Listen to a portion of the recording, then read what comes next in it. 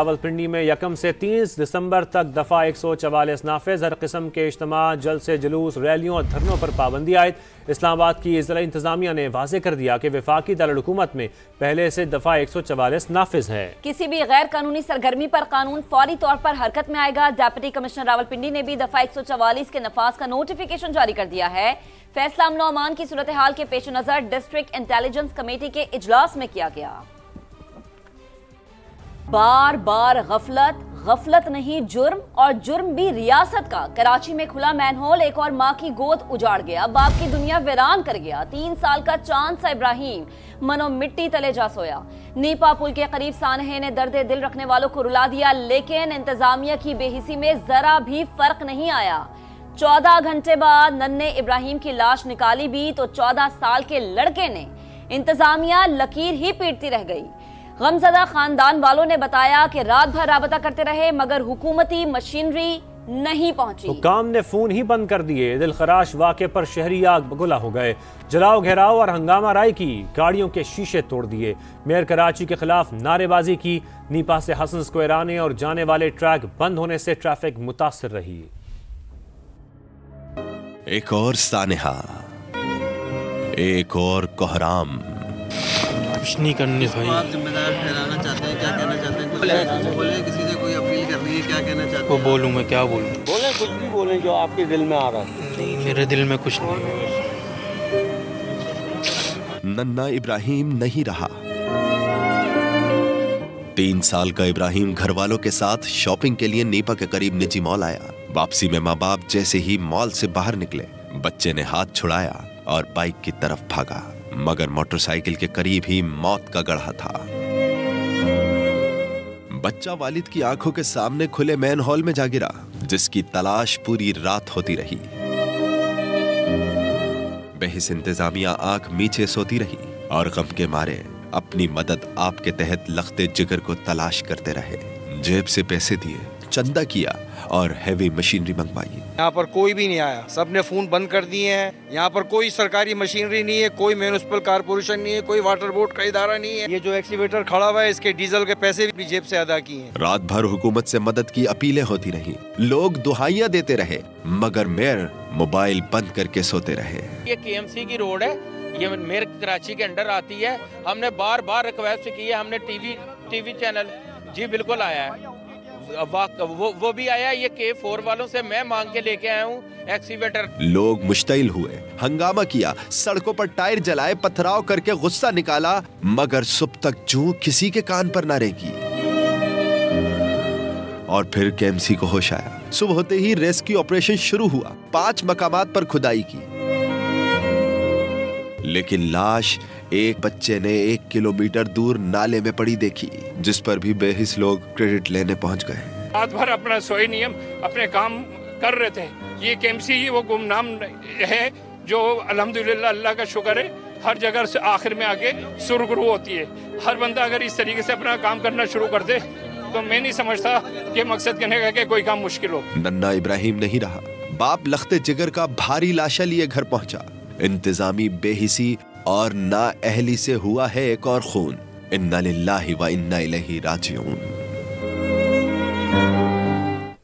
Nipah पुल पर खुले manhole में गिरने वाले इब्राहिम की लाश किसने तलाश की? रेस्क्यू इदारों के दावों पर सवाल उठ गए। गुलशन इकबाल के रिहायशी गुलाम कबीर ने दावा किया कि उसके बेटे ने नाले से बच्चे की लाश निकाली। पुलिस ने उसे पकड़ लिया, थप्पड़ भी मारे। मजीद जानते मोनस अहमद से। मोनस, मजीद क्या बताना है तनवीर के वालिद का? देखिए, जाए हादसा में मैं मौजूद हूँ। तकरीबन 14 घंटे का वक्त गुजरने के बाद 3 साल इब्राहिम की लाश निकाली गई थी, लेकिन रेस्क्यू एहलकारों ने यह क्लेम किया, खासतौर पे KMC के जो फायर डिपार्टमेंट है उनके चीफ फायर ऑफिसर ने, कि उनकी टीम ने निकाली। रेस्क्यू 1122 के जो एहलकार हैं उन्होंने ये क्लेम किया कि ये बॉडी उन्होंने निकाली, लेकिन इत्तलात ये हैं। और इस वक्त गुलाम कबीर साहब हमारे साथ मौजूद हैं जो गुलशन इकबाल के रिहायशी हैं। ये कहते हैं इनका बेटा वहाँ से गुजरा था, उसने देखा है और उसने निकाली है। इनसे बात करते हैं। मैं रिक्शा ड्राइवर हूँ, ठीक है। बच्चा जो काम के लिए जाता है ना, सुबह जाता था तो वहाँ से खड़ा हुआ था, तो बच्चे की जो है ना ये खमीस फंसी हुई थी सराय के अंदर ना, फंसी तनवीर हुसैन, उसने जाके उसने देख लिया नीचे तो भाई ये लाश पड़ी है, ताकि मैं अंदर घुस से बच्चे को उठाऊं।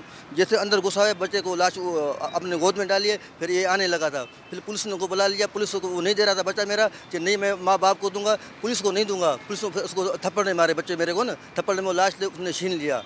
ठीक है, हाँ लाश छीन लिया, अपने पास रख लिया। फिर बच्चे को वो बच्चा मेरा होता हुआ घर पे आ रहा था, फिर बताया मैंने अपने मदद किया लोगों के साथ, ये मेरे पुलिस थप्पड़े मारी है। देखिए बिल्कुल ये इनका दावा है कि तनवीर नामी जो इनका बेटा है 14 साल का, वो वहाँ से गुजर रहा था काम पे जाने के लिए, सुबह घर से निकला था, उससे डेड बॉडी उस मकाम पे नज़र आई है जहाँ पे अमला नहीं था, रेस्क्यू एहलकार मौजूद नहीं थे। उसने ये डेड बॉडी निकाल के पुलिस के हवाले किया, पुलिस ने फिर लवाहिकीन को दिया। लेकिन जबकि हमने देखा ना सिर्फ KMC का फायर डिपार्टमेंट बल्कि रेस्क्यू 1122 दोनों इदारों की जानिब से अलग अलग दावे सामने आए कि रेस्क्यू उनके एहलकारों ने डेड बॉडी निकाली है और वर्सा के हवाले की है।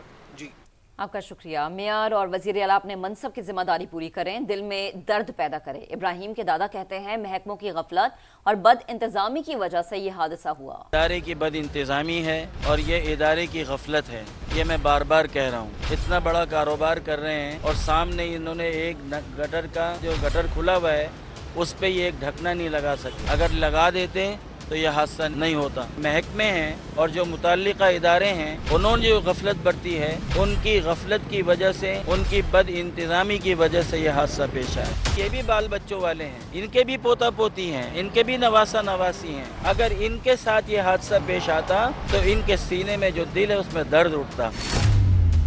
और फिर आपके पास तो लातादाद क्या नाम है ढकने होते हैं, आप अगर लगा देंगे तो कौन सा आपका खर्चा होगा।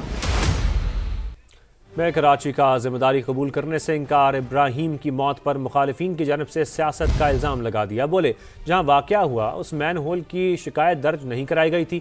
यूसी चेयरमैन को माहाना 12 लाख रुपए दिए जाते हैं, वो कहाँ जाते हैं? CCTV निकलवा कर चेक किया जाएगा कि मैन होल का ढक्कन कब से गायब था। जो भी जिम्मेदार हुआ उसके खिलाफ कार्रवाई की जाएगी।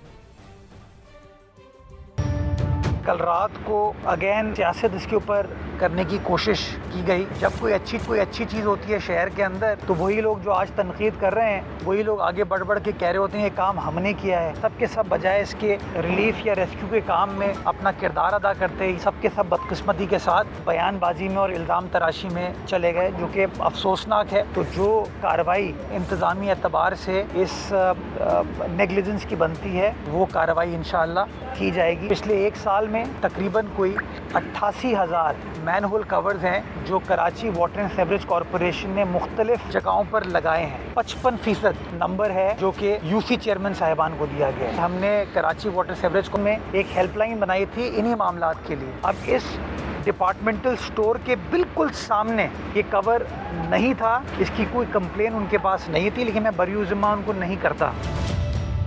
कराची में मैन होल में गिरकर जान भाग होने वाले नन्हे इब्राहिम का सफरे आखिरत। आहों और सिस्कियों में बच्चे की तदफीन कर दी गई है। मजीद जानेंगे जाए हादसा पर मौजूद है हमारे एंकर पर्सन सैयद फवाद जैदी, जो सीनियर रिपोर्टर नवीद कमाल के हमरा मौजूद हैं। Fawad, over to you. जी बहुत शुक्रिया आपका। महक और शाहजेब हमारे साथ मौजूद हैं और मैं इस वक्त नीपा पुल के करीब उस मकाम पर मौजूद हूँ जहाँ पर यह हादसा हुआ था। सबसे पहले तो इन्ना लिल्लाहि व इन्ना इलैहि राजिऊन, हम सबको एक दिन अल्लाह के पास लौट कर जाना है, हम सब उसकी अमानत हैं। लेकिन कोई इस तरीके से मासूम इस दुनिया से चला जाए और इतनी अचानक चला जाए तो यकीनन जो माँ बाप हैं उनका सदमा बहुत बड़ा है। इस वक्त वो बहुत सदमे से दो चार हैं। गुज़िश्ता रोज़ ये अफसोसनाक अंधोनाक सानहा पेश आया जब शाह फैसल कॉलोनी के रिहायशी नबील अपनी अहलिया के साथ इस डिपार्टमेंटल स्टोर जो बिल्कुल मेरे सामने वाक़ है यहाँ पर आए। उन्होंने यहाँ पर शॉपिंग की और इस सुपर स्टोर से वो निकले। 3 सीढ़ियाँ उन्होंने उस नन्हे इब्राहिम ने यहाँ पर अपनी माँ के साथ उतरा और जैसे ही उसने अपने बाप को सामने देखा वो मोटरसाइकिल की तरफ लपका और बदकिस्मती से ये वो मैन होल है जिसको आप अभी देख सकते हैं कि इसका ढक्कन अभी भी नहीं है। मेयर कराची ये दावा करते हैं कि ढक्कन की फैक्ट्री उन्होंने लगा दी है, लेकिन फैक्ट्रियों में तो ढक्कन मौजूद हैं, वहाँ पर बन भी रहे हैं, हज़ारों की तादाद में हैं। लेकिन बदकिस्मती ये है कि एक ढक्कन यहाँ पर नहीं लगाया जा सका और इस सानहे के बाद भी नहीं लगाया जा सका। आप देख सकते हैं कि अपनी मदद आपके तहत किसी ने यहाँ पर गमला ला के रखा, किसी ने यहाँ पर 2 ईंटें ला के रखी, एक बोरी यहाँ पर रख दी है और ये ढक्कन अभी भी ये मैन होल खुला हुआ है। और इस मैन होल से आगे आप ये देखें ये सारा जो नाला है ये भी ऊपर से कवर नहीं है, ये नाला खुला हुआ है और इसमें पानी इतना तेज़ी के साथ फ्लो हो रहा है, आप इसमें देख सकते हैं। और ये किसी और साने का सबब बन सकता है। मेरे लेफ़्ट हैंड पर आप देखें जो रोड है नीपा की, यहाँ से मेन ट्रैफिक आ रहा है और हमने तो यहाँ पर अभी चूँकि हम कवरेज कर रहे हैं, यहाँ पर लाइट का इंतज़ाम हमने किया हुआ है, तो इसी वजह से यहाँ पर आपको थोड़ा इसकी रोशनी भी नज़र आ रही है। लेकिन अगर ये लाइट बंद हो जाए तो यहाँ पर अंधेरा हो जाए और कोई भी यहाँ पर मोटरसाइकिल सवार गिर सकता है, कोई गाड़ी यहाँ पर धंस सकती है।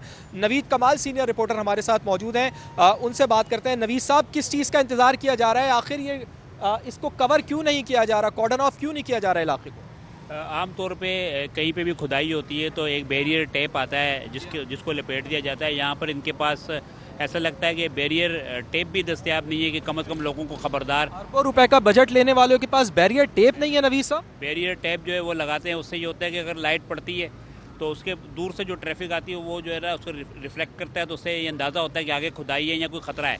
वो तक नहीं लगाया गया। और अगर मैं सड़क की बात करूँ, ये 150 फीट चौड़ा रोड है और इसके सर्विस रोड को अगर तकसीम करें तो तकरीबन 60 फीट पर जो है सर्विस रोड है, उस पर 30 फीट हिस्सा जो है वो मुतासिर हो चुका है। अगर सर्विस रोड से कोई भी टन लेता हुआ मेन रोड से सर्विस रोड की जानिब आना चाहेगा और पीछे से अगर कोई गाड़ी तेज़ रफ्तार हो नहीं सकती क्योंकि यहाँ पर गटर का पानी इतना है, लेकिन अगर कोई गाड़ी आ जाती है, कोई हादसा हो जाता है तो वो भी उसकी जिम्मेदारी भी जो है यकीनन इंतज़ामिया पे होगी।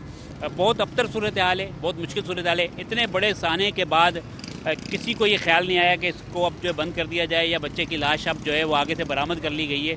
तो नन्ना इब्राहिम तो चला गया, लेकिन इस सारे निज़ाम की वो कलई खोल के चला गया। आप मुझे ये बताएं नवीद कमाल साहब, उस बच्चे का खून किसके सर है जिसने अभी दुनिया में कदम रखा था, जिसने अपनी माँ को पहचानना शुरू किया, जिसने अपने बाप को बाबा कहना शुरू किया?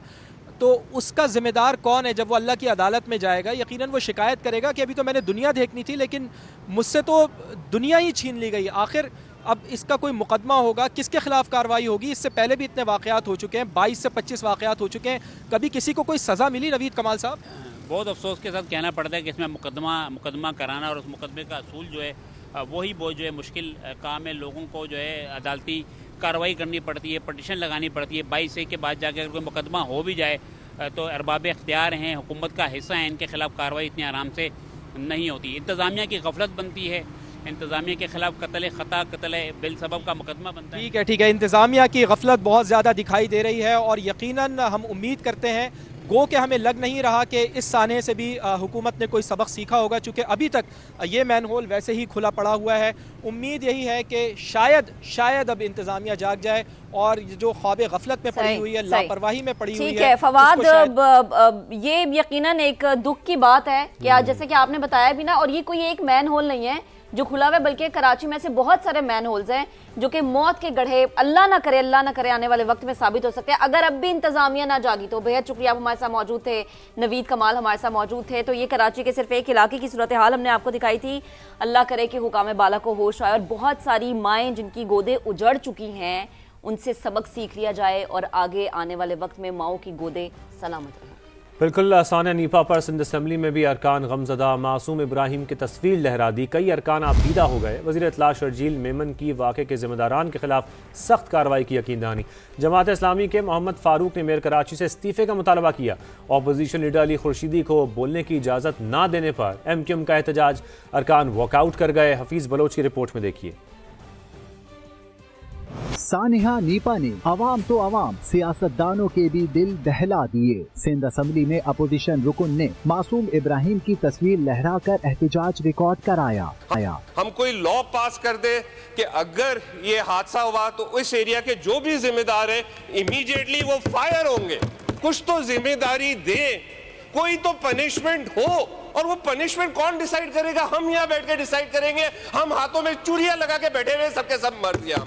वाक़े पर खवातीन अरकान आंसू ना रोक पाई। MQM के ताहा अहमद का गम और गुस्से का इजहार। जमात इस्लामी के रुकन मोहम्मद फारूक ने मेयर कराची से मुस्ताफी होने का मुतालबा किया। AI रोबोट्स की बात होती है, यार सड़कें तो दे दें, गटर पे ढकने तो दे दें, उसके बाद उन सड़कों पे रोबोट्स चलवा लीजिएगा। मेयर कराची के लिए जो है वो सिक्योरिटी रिस्क बन गए और इस वजह से मैं समझता हूँ कि अगर वो इसकी मेयरशिप नहीं चला सकते तो उनको इस्तीफा देना चाहिए। वजीर इत्तला सिंध शर्जील मेमन ने जिम्मेदार खिलाफ सख्त कार्रवाई की यकीन दहानी कराई। ये इसको मैं खाली गफलत नहीं कहूँगा, इसको मैं कहूँगा दिस इज क्रिमिनल नेग्लिजेंस।